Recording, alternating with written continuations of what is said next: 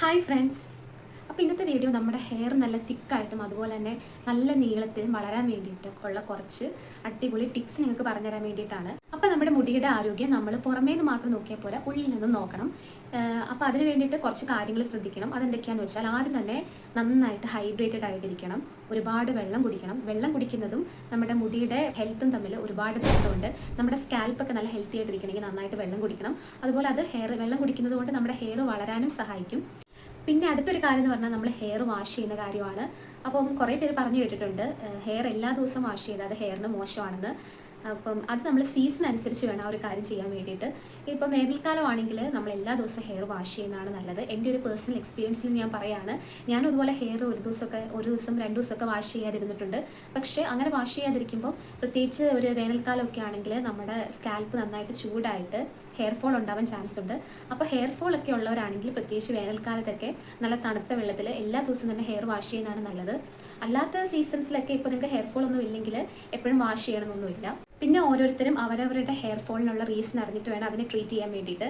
എന്താണ് നമ്മുടെ ഹെയർ ഫോളിനുള്ള ശരിക്കുള്ള കാരണം എന്ന് അറിഞ്ഞിട്ട് വേണം അതിനനുസരിച്ചുള്ള എന്തെങ്കിലും ട്രീറ്റ്മെൻറ്റ് ചെയ്യുന്നുണ്ടെങ്കിൽ ചെയ്യാൻ വേണ്ടിയിട്ട്. ചിലപ്പോൾ നമുക്ക് എന്തെങ്കിലും ഹോർമോൺ റിലേറ്റഡ് ആയിട്ടുള്ള രോഗങ്ങളൊക്കെ ഉണ്ടെങ്കിൽ ഹെയർ ഫോൾ ഉണ്ടാവാൻ ചാൻസ് ഉണ്ട്. അപ്പോൾ അങ്ങനെയുള്ളവർ ആ ഒരു പ്രോബ്ലം ട്രീറ്റ് ചെയ്തിട്ട് വേണം അത് ശരിയാകുമ്പോഴേ നമ്മുടെ ഹെയർ ഫോൾ ഉണ്ടെങ്കിൽ അതും കുറയുള്ളൂ. അപ്പോൾ അങ്ങനെയൊക്കെയുള്ള കാര്യങ്ങൾ ശ്രദ്ധിക്കണം. എൻ്റെ ഹെയറിനെ കുറിച്ച് പറയുകയാണെങ്കിൽ എനിക്ക് ചെറുപ്പത്തിലൊക്കെ നല്ല കട്ടിയുള്ള ഹെയർ ഉണ്ടായിരുന്നു, നല്ല തിക്കായിരുന്നു. കോളേജ് ടൈമിലൊക്കെ എത്തിയപ്പം എനിക്ക് നോക്കാൻ ബുദ്ധിമുട്ടായപ്പോൾ ഞാൻ ഹെയർ കട്ട് ചെയ്തു. ആ ഒരു സമയം തൊട്ടേ പിന്നെ ഞാൻ ഒരുപാട് കഷ്ടപ്പെട്ട് നോക്കിയാണ് ഹെയർ ഇത്രത്തോളം ആക്കിയെടുത്തത്. അപ്പം ആ സമയത്ത് ഞാൻ യൂസ് ചെയ്തിട്ടുള്ള എനിക്ക് ഏറ്റവും എഫക്റ്റീവ് ആണെന്ന് തോന്നിയിട്ടുള്ള പാക്കാണ് ഞാൻ നിങ്ങൾക്ക് കാണിച്ചു തരുന്നത്. ഇതെനിക്ക് പേഴ്സണലി യൂസ് ചെയ്തിട്ട് ഒരുപാട് റിസൾട്ട് കിട്ടിയ പാക്കാണ്.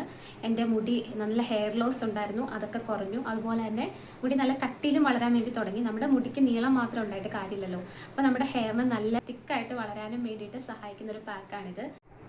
അപ്പോൾ നമ്മുടെ ഹെയർ നല്ല അടിപൊളിയായിട്ട് നല്ല നീളത്തിലും അതുപോലെ തന്നെ നല്ല തിക്കായിട്ടും വളരെ ഹെൽപ്പ് ചെയ്യുന്ന ഒരു പാക്ക് ഉണ്ടാലോ. മറ്റൊരു പ്രധാനപ്പെട്ട കാര്യം, ഹെയർ ഇതുപോലെ ഫ്രണ്ടിലേക്ക് ഇട്ടിട്ട് നന്നായിട്ട് ഉള്ളിൽ നിന്ന് മസാജ് ചെയ്ത് കൊടുക്കണം. ഇങ്ങനെ ചെയ്യുന്നത് കൊണ്ട് നമ്മുടെ തലയോട്ടിലെ ബ്ലഡ് സർക്കുലേഷൻ കൂടാനും അതുപോലെ പുതിയ ഹെയറൊക്കെ വളരാനും നന്നായിട്ട് ഹെൽപ്പ് ചെയ്യും. അതുപോലെ തന്നെ മുടിക്ക് നല്ല ഉള്ളും കിട്ടും. ഇനിയിപ്പോൾ ഹെയർ പാക്ക് അപ്ലൈ ചെയ്യുന്നതിന് മുമ്പ് ഇതുപോലെ എണ്ണ തേച്ച് കൊടുക്കണം. വെളിച്ചെണ്ണ തേക്കുന്നതാണ് നല്ലത്. ഞാനിപ്പം മുടിയിൽ നന്നായിട്ട് തന്നെ എണ്ണ തേച്ച് കൊടുക്കുന്നുണ്ട്. അപ്പോൾ എണ്ണ തേച്ച് കൊടുത്തില്ലെങ്കിൽ പാക്ക് അപ്ലൈ ചെയ്ത് കഴിയുമ്പോൾ മുടി നന്നായിട്ട് ഡ്രൈ ആയിട്ടിരിക്കും. അതുകൊണ്ട് നന്നായിട്ട് ഓയിൽ ചെയ്യണം. ഇനി ഈ പാക്കിന് ആവശ്യമായിട്ടുള്ളത് ചെമ്പരത്തിയുടെ ഇലയാണ്. ഇലയും പൂവും ഒക്കെ ഉണ്ടെങ്കിലും കുഴപ്പമില്ല. പിന്നെ വേണ്ടത് മുരിങ്ങ ഇലയാണ്.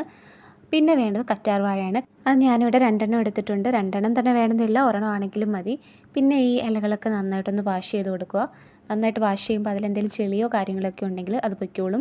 പിന്നെ ഇതിപ്പോൾ ഒരു മിക്സിയുടെ ജാറിലിട്ടിട്ട് ഇതുപോലെ നന്നായിട്ടൊന്ന് അരച്ചെടുക്കണം. അപ്പോൾ ആദ്യം ഞാൻ ചെമ്പരത്തിയുടെ ഇല ഇട്ടു, പിന്നെ മുരിങ്ങ ഇല, പിന്നെ കറ്റാർ വാഴ ഞാൻ ഇതുപോലെ കുഞ്ഞിതായിട്ട് ചെറിയ പീസാക്കി ഇങ്ങനെ അരിഞ്ഞു കൊടുത്തിട്ടുണ്ട്.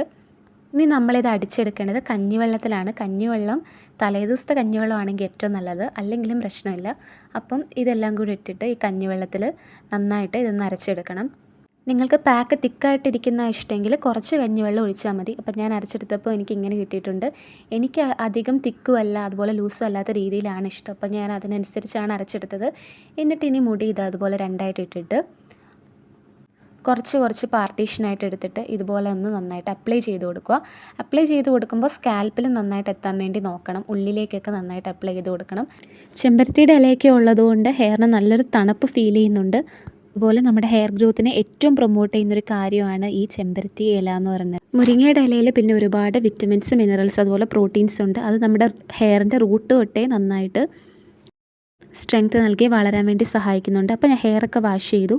അത് കഴിഞ്ഞപ്പോൾ ഹെയറിന് നല്ലൊരു ഷൈനിങ് ഒക്കെ വന്നിട്ടുണ്ട്. പിന്നെ ഹെയർ നന്നായിട്ടൊന്ന് തണുത്തു. ഈ ഒരു പാക്ക് തീർച്ചയായിട്ടും നിങ്ങൾ ട്രൈ ചെയ്ത് നോക്കുക, നല്ല റിസൾട്ട് കിട്ടും. ഇതുപോലുള്ള യൂസ്ഫുൾ വീഡിയോസിന് ചാനലൊന്ന് സബ്സ്ക്രൈബ് ചെയ്ത് നിങ്ങളുടെ അഭിപ്രായങ്ങൾ കമൻറ്റായിട്ട് അറിയിക്കണേ.